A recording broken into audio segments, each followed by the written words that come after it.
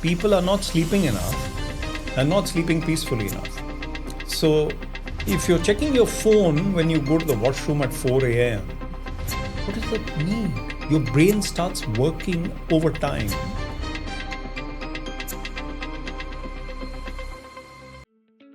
जब जज्बा हो बुलंद तो कलम छोटी होने से क्या फर्क पड़ता है? Welcome to Chhoti Kalam Bade Sapne, the podcast where children and teens discover their biggest dreams, often start with the smallest steps. I'm Chhavi Mehta, and today we are in the company of someone who proves that peace can be powerful, simplicity can be sharp, and calmness can conquer chaos.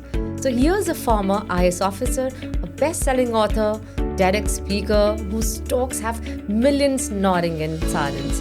And let's be honest, probably the most unbureaucratic bureaucrat India's ever known. Please join me in welcoming the incredible Mr. Vivek Atray. Thank you, Chhavi ma'am, for inviting me here. I'm very delighted to be on the show. So what a joy to have you here. We are ready to take notes, reflect deeply, and laugh a little too. Okay? Yes. So we'll shoot with the first question. The quieter you become, the more you can hear. So Vivek, I have a question here. The world today is filled with noise, notifications, opinions, comparisons. So I recently met a 13-year-old girl who said, I don't even know what I think anymore. So in your journey, when did you realize that silence isn't emptiness, but it's a superpower? I think we're all on a journey. Nobody's realized anything completely. We keep having these hiccups and ups and downs, right? Absolutely. And firstly, let me say that I'm very delighted to be on your show because you work so much with children. And although I work with a little older children, you could say, even young corporates and government, and they go older and older and older. But I've also done some work with teenagers. I think your question is very important because, see, we're all evolving. And hopefully we are evolving. Some may be actually getting worse than they were earlier. But most people are getting better. And there is a saying that if you are 16 years old, you might admire people who have luxury. You know, Lamborghini, a Ferrari, a big house, Hawaii, holidays, stuff like that. Later you realize that inner peace is more important. This silence which you speak of is very important, and it is something that we seek. We don't know that we are seeking peace and silence. We think we are seeking activity and victories outdoors, outside, exterior victories, but we're seeking inner victories. We don't know it. And that discovery is the whole game of life.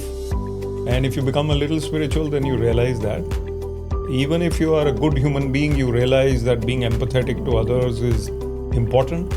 All of us are incomplete or imperfect. Nobody's perfect. But that teenager you're talking about, I support that teenager a lot because he or she is normal, going through the natural process of discovery. And it's very easy for me and even you to say things now, reflecting back. I'm sure we both went through what everybody goes through and made some mistakes and came along. And that's the way we learn and grow. Yeah. So here we are, and I don't want to be too much of pontificating and giving advice. So let's say we are all on a journey trying to find peace and happiness. We don't know where to find it.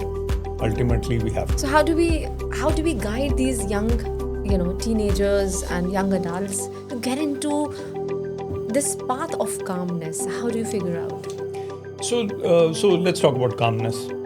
Calmness is something which makes us take the right decision, firstly. If your mind is calm, then you'll take the right decision, you'll say the right thing. Supposing on this show, suddenly I became upset. I mean, I'm not going to, but I'm being a Scorpio by birth and, the angry kind of person. I thought it's my right. But I'm very calm these days. Those spikes of anger have gone. But if I become like that, I'm not doing justice to myself more than anything else. And a calm person will probably listen to the other person more, will appreciate other people more, will be more empathetic, will be more charming, more loved, more popular, A calm person is actually soothing the whole environment. And I think here I can just add that a calm person will always take the right decision, the right calls. That's if your what. head is cool, right? If you're not angry, and if you're not angry, then I think it really helps them to take the right call, the right decision, not in aggression. Because you say things when you're upset that you wish you had not said. And there is a saying that if you use a bit of Hindi, that शब्दों की चोट बहुत गहरी होती है. True that. Words once spoken cannot be recalled also. So be a little careful with your mind. And calmness is also a project, I would say. So you have to work on your calmness. Now bring in Yogananda here. Paramahansa Yogananda said, be calmly active and actively calm. Use the word calmness very early in the show. And it's very good because we have to be actively working at our calmness. You, I, anybody in Delhi, or especially in Delhi, you can lose your cool because of the situation, the road, the traffic, the people. And the airport yesterday, I saw someone losing cool. I saw a lot of people sitting calmly also. So I think it's very important to take the right choice and realize that we are harming ourselves. It's detrimental to ourselves if we are restless, angry, upset, fearful, worried. So let's stay calm. So let's follow the mantra, stay calm, just enjoy life. Okay. All right. So success is liking yourself, liking what you do, and liking how you do it. So recently, I asked a group of 5th graders, what is success? One said, maybe buying a Lamborghini. Or another said, getting 1 million views on YouTube. I think that's the new thing, right? So how do we shift this mindset so that children, they understand that true success lies in being content, not just being seen? Or how do we explain the meaning to them, and how the second part, how do we handle it if we get success early in life? So 2 questions here. Yeah, so let's get the second one out of the way first. Okay. How do we handle success if we get it? So, having been in the IAS and having been a little, well known, it is easy to become. What a modest way of saying it. It is easy to become arrogant, proud of yourself, overproud, and not caring for others. And there are people like that, but there are many humble people I've seen. I met Dr. Manmohan Singh when he was Prime Minister. How humble he was. There are people I've seen as chief secretaries who were dressed so simply and who would be so humble in their demeanor. I think it's very important for us to realize that a 5th grader who's talking about a Lamborghini is probably, in his own way or her way, is right, because ultimately the world is telling people, children, that money and power and fame are what constitutes success. Those likes, that power, that thuk as we call it, that money which buys you whatever you want. My feeling is that they should work towards being comfortable in life. If you're comfortable in life, you don't have to think twice before ordering something or going to a cafe or buying a new shirt or whatever because you need it. By the way, I'm wearing a new shirt. So the point is that it becomes a very normal thing to be looking for comforts. But then greed takes over, and then you need a big car and a bigger car, and then after 1 year you're bored, or even 1 month you're bored with that new acquisition. Then human beings have to learn. But how can we, you and I, say that, we should tell them this and they should do it? It's not telling them, it's just telling the different meaning of success. Not in terms of a Lamborghini car, not in terms of getting so many likes and comments. But yes, what we're forgetting today is the inner peace, the happiness inside, the contentment, what makes you happy. I think we're just forgetting that, and we're just following a map which the world has just shown us. A lot of money, fame, like you just said, that greed of next what, next what, next not. We're not stopping anywhere. So that contentment, yes, I think that's also important somewhere. I think you're 100% right. I'm in sync with you, and my book also says the same. We find success within, and I think you're going to talk about that shortly. Definitely. I don't want to preempt that, but the point is that learning this is a curve, and nobody Very rarely. I met a 14-year-old yesterday who was way beyond the emotional intelligence of a 14-year-old. He was like, so cool and so aware, and he knew his priorities. But it's rare. So when I was 14, I was looking at cricket, I was looking at, this, that, and the other. And then you're in a teenage kind of adolescent mode. And then 20-year-old, 25, 30. So every stage, it's different to you. It's a different. And it's very easy for someone older to say that, you should be like this.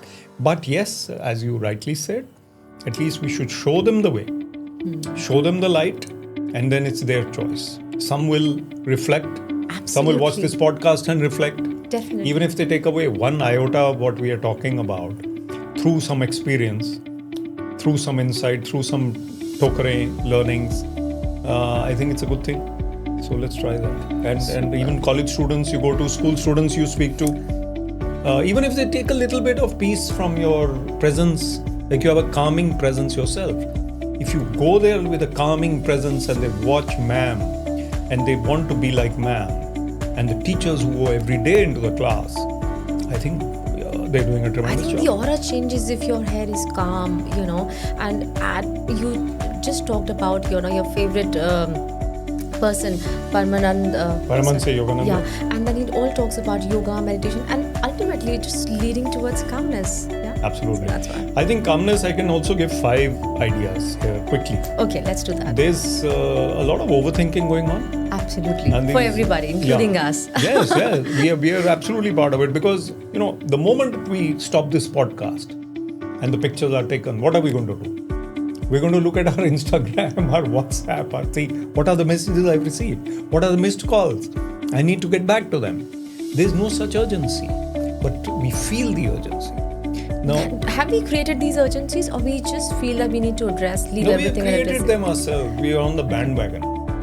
I was in a detox kind of retreat for 2 days. My phone was there. And the person with the phone was very kind to me. He said, "Sir, aap rakh lo." I said, "Nahi." I said, "This is for my benefit. You please keep my phone locked Absolutely. up. I'll check once a day," which was allowed. 2 days, what is it?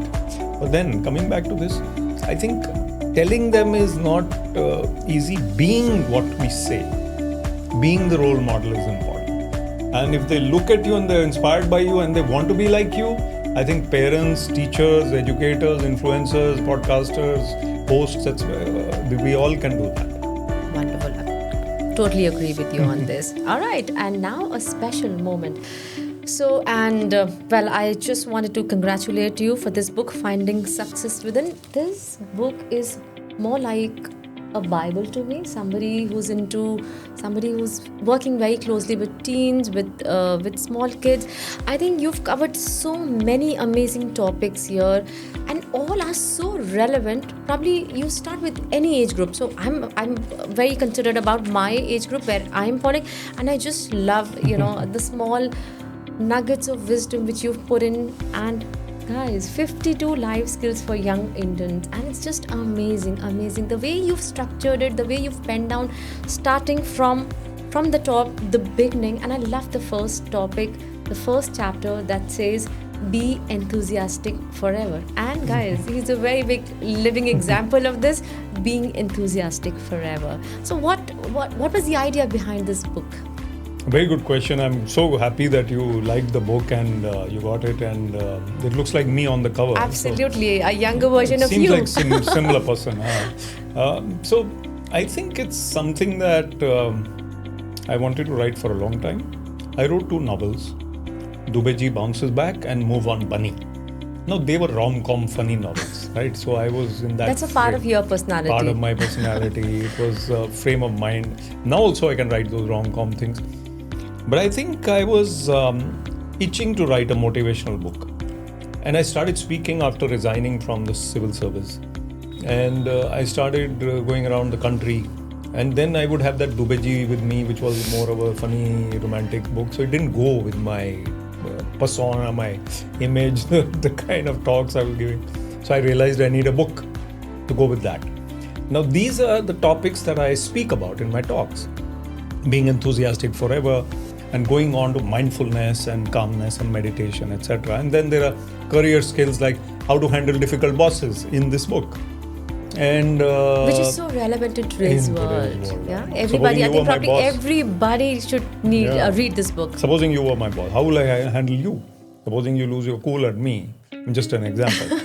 The point is that this may be a trigger point. When I wrote this, I was conscious of the fact that I'm talking on these topics. I need to put them down. This book has been quite popular, and I'm so humbled that you call it the Bible. It's not a Bible, but it is definitely authentic. And I've given examples, I've given stories. And that's what I loved about it. The stories, the examples you've mentioned. So a common person can actually relate to a real life situation, and it's just amazing. It's more like, when we were kids, we used to get guides, kunji. So I think this is a sweet little kunji and a guide, a help book for us, which helps us probably in everyday life situation. So a must read for everybody. Then you better buy this book, huh? Absolutely. Finding Success Within, and also my latest one, which is The Middle of Everything. We'll come to that also, and we'll share the link in the comment section, and please go ahead. It's available on Amazon. Sure. So, coming up to our next question, which is like a must for every teenager, or for somebody who really wants to get into the career. So it says that a goal without a plan is just a wish. And I still remember my daughter saying once, I just want to be India's youngest scientist. And I just smiled and said, oh, wonderful. Well, then what's the step one? And she said, I'm going to wear a lab coat. So, Vivek, just tell me, how can we help these young dreamers break down their goals into practical steps? Setting the goals, how do we do it? Very good question. Very relevant. And Chhavi, I think all young generation people, they need to dream big. And it's a great thing to dream big. You cannot have, smallish dreams. You can break down your steps into steps in the ladder. The first goal should be to develop your own qualities. Okay. Your skills and your qualities. How are you going to reach where you're going to reach? And that destination may also be shifting. The goalposts are shifting. So the job you're seeking now may not be there 5 years later. So what I need to do is to strengthen my shoulders, to make my qualities better, my communication skills, my analytical skills, my sharpness, my decision making, my emotional intelligence. I need to work on these. If I'm a stressed out, restless person, then I need to be calmer. If I'm a shy, introvertish person, I need to be more confident. If I'm worried, I need to be more courageous. So work on these qualities, number one. Number two, technically, whatever your field is, you have to excel in that. You have to work really hard in that. And if you're not the topper, it's okay, but do as well as you can. Everybody can't be a topper. This is a great, it's a great false hope that we've created. Everybody should be in the Indian team. And I just want to highlight this. Everybody cannot be a topper. Exactly. And I have a quote in one of my books. In fact, it's in this very book, Finding Success Within. Life is not about marks. Life is about making a mark. Absolutely. And so Galti profound. Se likh diya. Life is not about marks. Life is about making a mark. Galti se likh diya. But now I use this quote. So marks are being emphasized so much. But living a life of impact, of some contribution to society. So step by step, work on your goals. And let's say your first goal is masters in such a thing after you've done your graduation. Work towards that. But when are you going to develop your personality? At the same time, you have to do that. And your physical fitness also important. And I come back to those 5 points which I missed telling you then. Physical fitness, creative thinking, conversation skills, reading a lot. Reading is great, as you and I are readers. And also I would say meditation and the spiritual element. Bring all these early in life.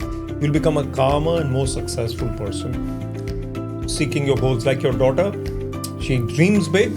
She didn't know exactly what to do, but if she works step by step, she will get there. Absolutely. I think the amazing message, and we're definitely going to keep all the 5 elements, all the 5 parameters in mind and work on our goal setting. But yes, very rightly said, communication, personality enhancement.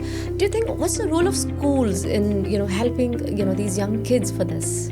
I'm very happy with your questions because they are close to my heart, and I've been director of schools in the government. Do you think there's a gap between something? And how do we address that? And how do we address that? It's a long story. Because we are in the same domain. We could talk for a week on this. Oh, wow. But we cannot. So There are schools in India which are wholesome, which are all-rounderish, which focus on social emotional learning as well, which focus on the personality, the creativity element, the conversation skills, the writing skills. They focus, whether you are a physics student, they want you to be in a debate also. They want you to express yourself. That is the right way to go about it. So do we call it the holistic approach? The holistic approach. If you look at a government school or a school which is not staffed properly, let's say with the motivation in the teachers which is lacking or the administration is lacking. I've been director of schools.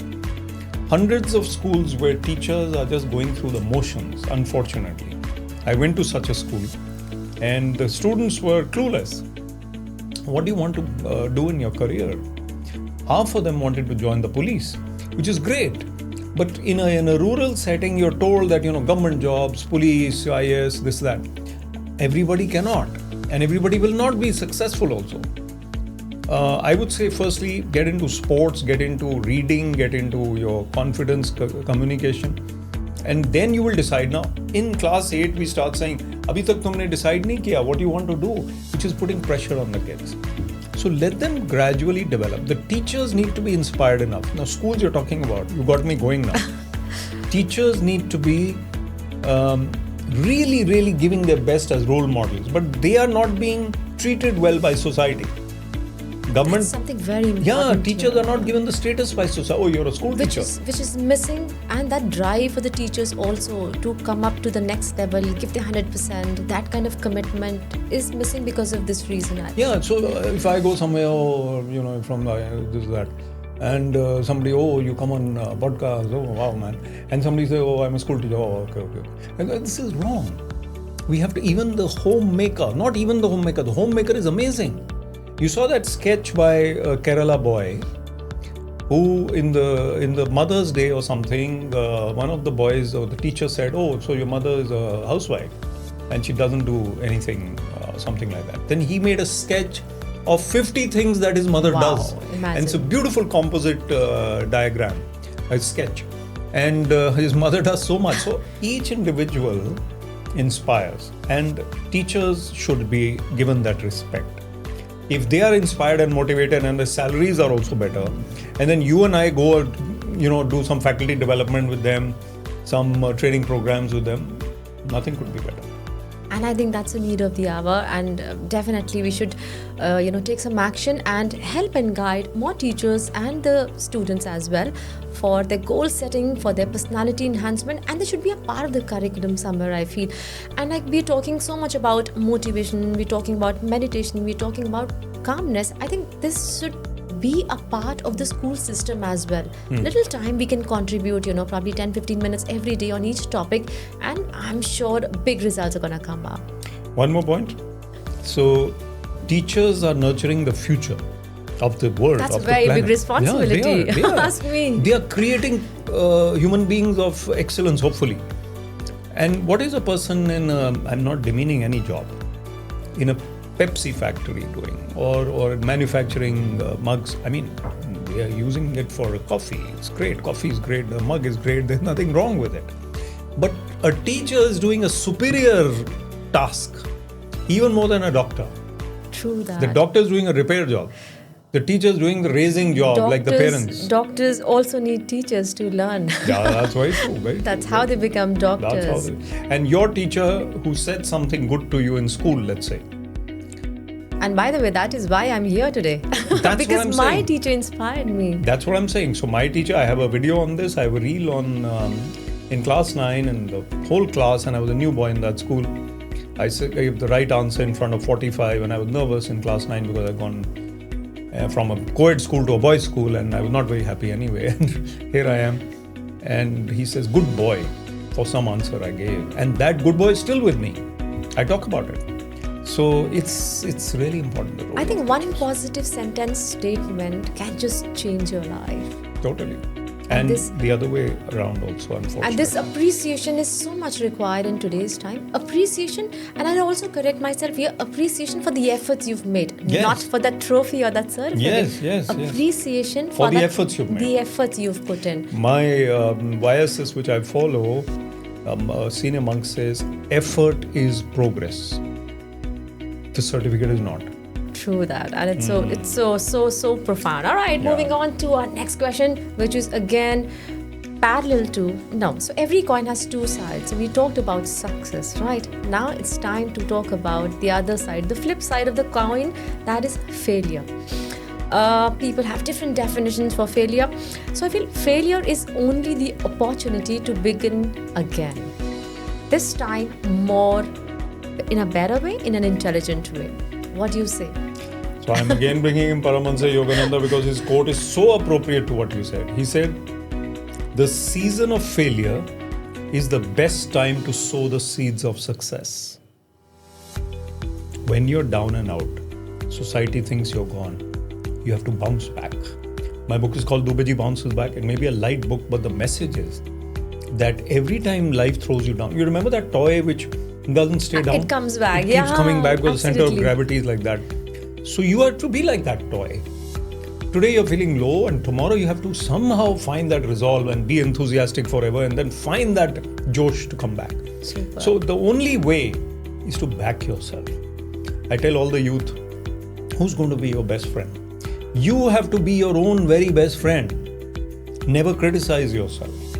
You did something wrong day before yesterday, forget it. Learn from it, move forward. When you fail is something which is a wrong word, because failure is not permanent. You didn't succeed, you try again. You didn't succeed, you try again. Now, there is a bumblebee example, and I'm getting warmed up now. There is a bumblebee which cannot fly as per its mass and weight, proportion, and the wingspan, because physics says that the weight of this bee is too much for this wingspan and that momentum for it to fly. But the bumblebee doesn't know that, so it flies anyway. Wow. I So like we rightly say, failure is a stepping stone towards success. So once you fail, that means next time you're going to do better and better and better. That's how we should start accepting is. It's so tough in today's time to accept criticism. How do you see it? As a feedback? Is it going to help you to become a better version of you? Or snap the door? Don't look at that, and then it's tough for the youth to take criticism, to accept feedback. What is your call on this? No, I think the flow of your conversation is amazing, the way you prompt. And I have a point on this. Feedback, criticism, by whom? The auntie down the road says to the youngster, "You're always loitering around, you never study, I'll tell your mama, then you're not going to succeed in life. What kind of youngster are you?" So this youngster is thinking about it at night. She may have said harsher things. And that Auntie G doesn't matter, she's sleeping. So I am saying that don't overthink about what people think about you. I made a reel recently, I make all these reels. What would you tell your 20-year-old self? And the 20-year-old can make a reel on what he would tell his 12-year-old self. Don't keep thinking about criticism and what people's opinions are. Take the feedback, move forward. And feeling low and not feeling low is your own inner battle. Whoever says something, there are people who've heard terrible things every day. And there's this, I use this example, in the older societies in India, they used to say, "Oh, she's the pretty girl and she's the intelligent girl." You heard this one? Two sisters. It was tough It for was me tough. to handle this, when I was growing up. So one is a pretty girl and one is the intelligent girl. Why can't the intelligent girl also be considered pretty? I was always the pretty one. I can tell. So the pretty one be considered intelligent? I mean, you are asking questions which are awesome. The point here is that these... Now I'm the intelligent one. No, you are also the pretty one. Thank you. So that's what I'm saying, that the pretty one is also the intelligent one and the intelligent one is also the pretty one. Why do we label, criticize? These tags That are not tag. important. Yeah. I used to get this, "Tum to bahut patle ho, tum to bahut patle ho." I used to be very reed-like thin, and I was a cricketer. And in the sun, 40 degrees, I used to be black like a West Indian. I mean, no criticism. I used to be totally dark. And I just found my own self, some journey. So I think very important, like you just mentioned, कि वो neighbor auntie क्या बोलेंगी, वहाँ से feedback इतना important नहीं है. We need Only to, your parents matter. Oh my God, I've never thought about this dimension. Thank you for No, helping me. I'll add to it. Somebody casually said something to you and you've been thinking about. We said good boy wali baat, Bilkul, good girl wali absolutely, baat. Supposing the reverse happened, a harsh remark, and it's painful. And then you meet that person after 5 years and you're still thinking about it. It's like, he said this to me and I'm going to get my own back. Instead of that, your attitude has to be, maybe there's something to learn from this. Absolutely. And I need to forgive this person. He doesn't know better. Forgiveness is a spiritual quality. The Bible says forgive somebody 70 times 7, which means basically endlessly. 490 hota hai, but forgive someone endlessly. The point is that people are carrying these grudges and pains in their heart, harming themselves. Which they don't understand that with these grudges, with this pain, they are harming themselves. Right. And that is so important because I think आधी journey life की इसी में चली जाती है. For a lot of people I know, half of their lives is just gone in these grudges. Yes. Somebody said something, 20 years back, and वो आज भी fresh है. It's a fresh wound today, and that's. I relate, and now I can very well relate that people have this burden on their shoulders of these grudges. बचपन में मुझे ऐसा बोला था, 20 years पहले मुझे किसी ने ऐसा बोला था, and they're still carrying that weight on their shoulders. Exactly. Wow, this is सास a भी कभी beautiful बहू thing. थी type of Forgiveness. thing, ना? Absolutely. तूने कुछ बोला, उसने कुछ बोला. Now the bahu will also say something. The point is that these are typecasts. So let's be very mindful from today. Whatever comments, whatever feedback, whatever suggestions we give to anybody, let's be mindful कि किसी को ऐसा pain नहीं होना चाहिए, ये grudges नहीं होनी चाहिए. And let's be very positive and use those positive words and inspire the world together. And that's probably something you're doing in such a great work. That's why we're here. And I'm a big fan of yours. Whatever you teach, whatever you preach, it is so relevant to all age groups. And I've invited you especially because at a podcast, छोटी कलम बड़े सपने, तो हमें लगता है कि authors को ज़्यादा से ज़्यादा एक प्लेटफॉर्म मिले so that behind the book, behind the story, there's so many stories we would love to know. And कहाँ से शुरू हुई और क्या है टारगेट ऑडियंस और क्या मैसेज देना चाहते हैं from the books, which is so amazing. और आज का ये episode is gonna be the most special for me because finding success is so close to my heart. Both of my kids are young adults, so they are into this phase where I'm seeing them struggling every day, and I can so much relate, to what's happening in their head. So and I'm sure ये बहुत सारे लोगों को यहाँ से help मिलेगी. And ray of light, and I love your perspectives. They're just amazing, and I'm sure आपकी daughter. So what is she doing these days? So 2 daughters. The older one is in the social sector. The younger one is an arts-based therapist, and she also is into her own happiness through art company. Super. Where creativity, art is flourishing and products are made and exhibitions. But the therapy part is using music, dance, art, fine art, writing. You are making people de-stress, and that stress, which is especially accelerated by COVID. Today we need to help them to de-stress using creativity. Creativity is awesome. What we are doing today is creative. We have no script. True that. We're thinking aloud and thinking on our feet, as and we're so listening to say. Also. To we're listening. Which is so important. I'm also trying to listen, although I'm not a good listener. But it's amazing getting into the creative field and doing something like this. So 2 words I want to highlight we just used. Number 1 is stress, that I use pretty often, and you've used the word creativity. I think stress is overly used and at wrong places also sometimes. So suppose there's a celebration, उस celebration को की preparation में हमें stress हो जाता है. So that's what I'm telling you. I also do it sometimes, but I'm correcting myself. वो celebration है, वो excitement है, enthusiasm है, वहाँ हम गलत word use कर रहे हैं. That is stress, of course. Yeah. I think labeling गलत है. Point number 2, which you've used now, is creativity. I think वो underuse हो रहा है. Why is it happening? Why is it diminishing? Is it the AI, or we've stopped thinking out of the box? How do you say this? I think, Chhavi, there's a shift in the thinking patterns of society. We used to go to people's houses for a cup of tea, Just a social call, pakoras, chai, jalebi. Without intimating them, without information, without asking. So that was a bit which uncomfortable. Was but so beautiful. But today it doesn't happen. You meet people at doors, you meet people at coffee houses, you meet people at podcasts, you meet people at places where you're not really chilling out. You're doing something also. This is probably the best conversation you can have while working. I mean, we could have had this conversation offline over coffee, but the point is that people have lost that art of, that word is tehrav, that settling into the day, that peace.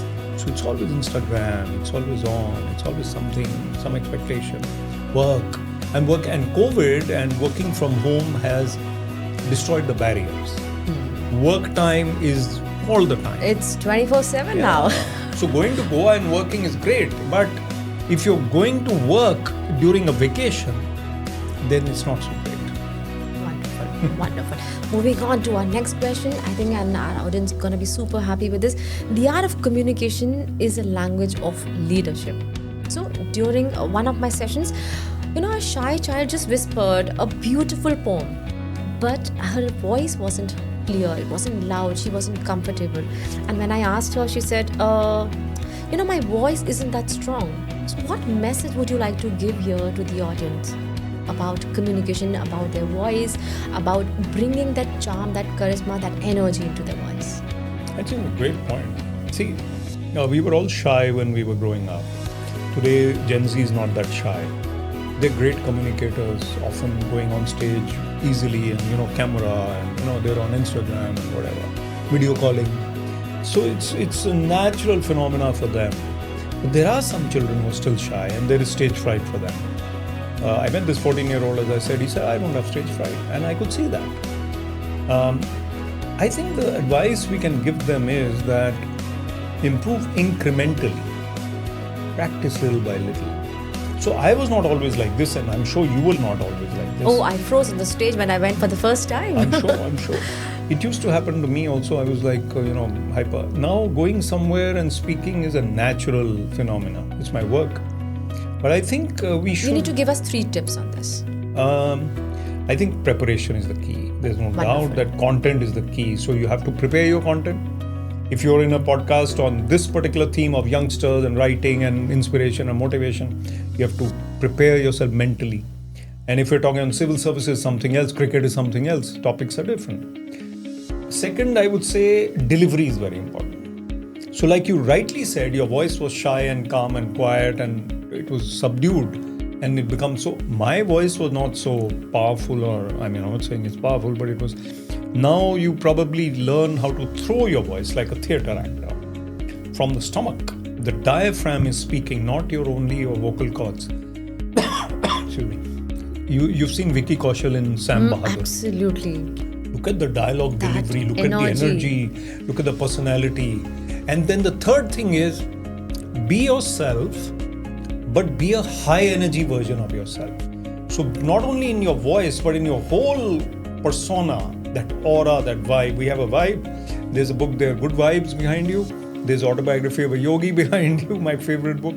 I have a show called The Good Vibe Show myself. Wow. And that vibe, that aura is the third element, which cannot be compartmentalized. You can't define it, but it has to be there.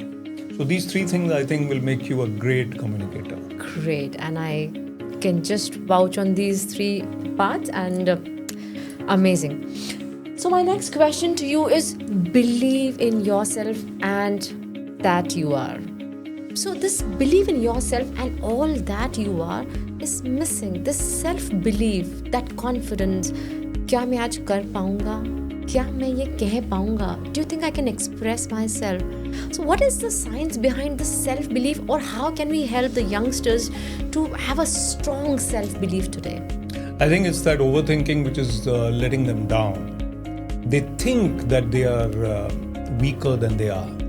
They are letting themselves down by reducing their own confidence. Somebody said something, as we said, or they feel that they're not that good looking as this guy, or they're a little overweight. So that insecurity creeps in, and then they compare Comparison is odious, it's killing. So I went to a school where a boy got up, he says, "Sir, my parents keep comparing me with others." What a great question. I had to think. I said, see, your parents, they love you, they want the best for you. Their comparisons may not be correct. They are human. They may say things that you don't appreciate or they hurt you. But you have to see the spirit behind the parents' attitude. They want the best for you.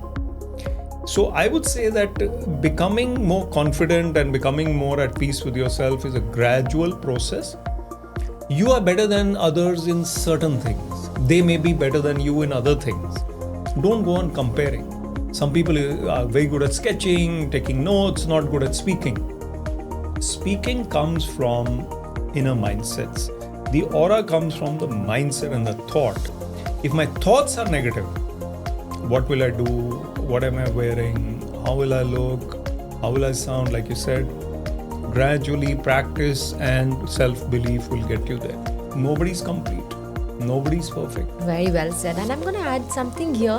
When you said about comparison, I think, Vivek, comparison na khud se hona chahiye. What I am today, and what I should just become 1% better. That's what Ikigai says. 1% better of myself tomorrow.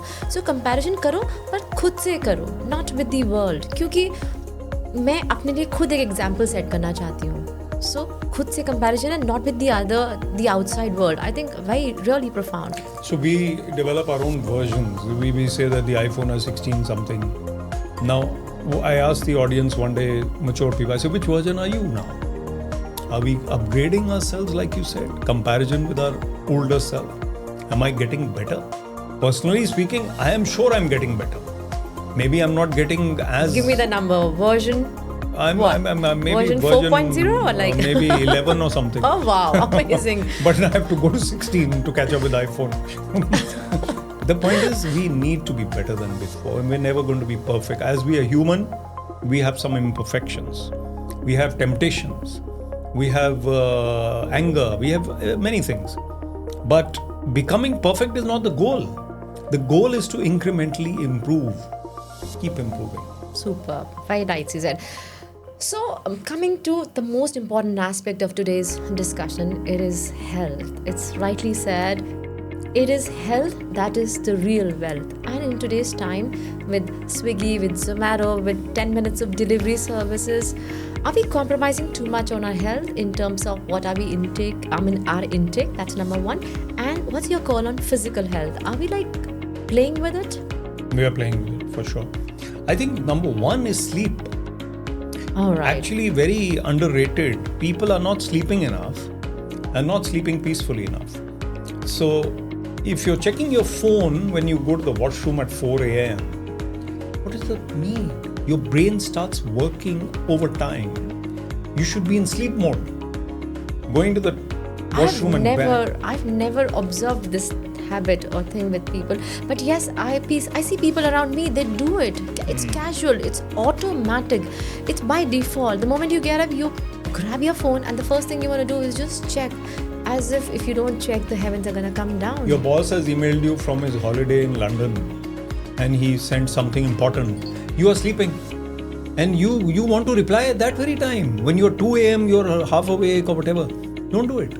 So I think we need to switch ourselves off and relax. And health depends on our mental health. Sleep. Oh, I've missed that part. Mental health. Mental health. 7 or 8 hours of sleep. Exercise. Diet. Now diet, you said Swiggy, Zomato. Anyway, we're eating processed food. And most of us are overeating as well. I think we should be eating like the Japanese. You said Ikigai, there's another one. I think it's Pomodoro, which is Italian, but the Japanese. 80% of your desire for food, when you're 80% full, stop eating.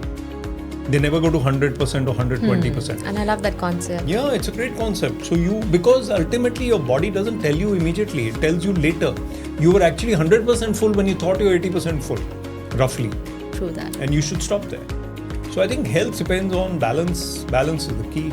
Sleep, eat, and work out. Exercise. Yeah. Yes, that's paramount. Let's keep that keeps us going, right? Last but not the least, we have one question, and which also is very, very, very important and relevant to today's time. They say fast paced world में बहुत fast success चाहिए, right? So the journey of 1,000 miles begin with a single step. But some teens, they feel like, they tell me that I don't know what I want to do. Everyone seems sorted. मुझे तो पता ही नहीं है आज मुझे क्या करना है, मुझे क्या करियर चॉइसेस चाहिए. Like you did mention about grade 8 का स्टूडेंट, उसको नहीं है clear picture. May be grade 10th को भी नहीं है. May be even after finishing your school life नहीं था. And it's okay. नाउ आज की जनरेशन में एक बहुत बड़ा क्वेश्चन आता है. I am not sorted. I think till date I am not even sorted. So every now and then I feel like doing something new, which is crazy, but that's creativity. That keeps me going. So what is your call on this? Being sorted, figuring out कि हमें क्या करना है? Is it very important to find out your goals very early in life, or it's okay to just go with the flow? I have 3 points. Okay. The first is life is a journey, not a goal. You keep learning new things about yourself. I didn't know that I would become a speaker. And you're really good at it, by the way. I didn't know I will be good. I improved. I resigned from the civil services. I didn't know that I will resign from the civil services. And now I was in Bangalore yesterday, I'm in Delhi today, tomorrow I'm in Chandigarh. The thing is that I never knew that I'm going to travel so much, be so, out there and stuff. Secondly, you cannot be perfect, but you can improve, as I said. So just gradually work on your... You see, introspection is a great tool. Wow. Again, I think, and nobody puts in time for this introspection. Nobody. Criticism of others is very easy. And turn that spotlight towards you. That's what the saint says. Turn the spotlight to yourself and be harsh on yourself. And there is also a saying, in order to change others, you have to change yourself. That's the person in your job. life. It's a tough job. The person in your life, the persons in your life, in your family, in your ecosystem. Expecting them to change it's foolhardy. Only I can work on myself, okay, and that too incrementally. That tomorrow I will not lose my temper at this particular thing. I know it will happen every day, but this thing I can ignore, avoid losing my cool. Something relatively minor. If I work on that, I will improve the situation. True that. That provocation will go for the other person also. So there I must be a little more hardworking on myself. So little by little, I become the person that I should be and would be. And what is the earning of life ultimately? The earning of life is goodwill. Really? Goodwill. Are we really talking about goodwill? Goodwill. Goodwill is the earning of life. The word he exotic है. We hardly use it, No, and we are not working on it. No. Goodwill. Why are we sitting here together? Because of my goodwill, your goodwill, right? Goodwill is something which is your earning your badge. People are talking behind your back and they're saying one good thing about you, it's your goodwill. Secondly, inner peace and joy is the ultimate goal as per the scriptures, as per all my book, your book, everybody will say the same thing. Ultimately, that thing we started with is that am I peaceful and happy within or not? So that is the goal. Now this Lamborghini you mentioned, I may not buy a Lamborghini, but I am happy without the Lamborghini also. Why is it dependent on outer conditions? 5 of the richest men in the world, 4 of them got separated. That's something really sad. Warren Buffett is the only one who's married happily. And look at someone like Barack Obama, happily married. Don't want to talk about the other fellow. I mean, the point is that we are not even able to balance our own stuff, whatever we have, that contentment, that managing the 4 wheels of our life is precisely so very important. So coming to this, I think we need to realize the goal of life is joy, and joy is found within. And we need to find that oneness with the Lord. We need to be spiritual. We need to be not only religious, spirituality is above that. So life teaches. Some every people day. find every day. I'm learning from this podcast. You are imbibing something that I'm going to make notes now after the session. You can whatever you're talking. I would love to. I mean, the thing is that we have a purpose in life. And it is definitely to be happy, joyful and to spread that joy and happiness. That is it. Maybe it's very philosophical. It is. For students listening to us, yes, for them it's going to be a little heavy. But, let's break into small bits and tell them, yes, step by step, even if they sit for 5 minutes or 2 minutes in calmness, at peace and ease with themselves, will definitely help them. Point number 2 is staying away from your gadgets for some time. Put an alarm. That's something I do for myself. Very good. Stay away. I'll leave the phone in the other room and I'll just go to the other room. And sometimes I'm just testing myself. That's number 1. And then it's rightly said that only the wearer knows where the shoe pinches. Yeah. So I wanted to experiment this for a couple of hours so that I can set examples, or maybe I can talk in a better way with my own experience. Because then it's not right if I don't experience it myself and I just preach and talk about it. So I feel that these small tiny little steps every day, that 1% that we add on, you're going to turn out to be an amazing individual after 365 days. That 1% adds on a lot. Underestimate nahi karna chahiye the power of 1. This first number. So like we said, every drop counts. Every drop counts. What is your attitude? What is your inner makeup?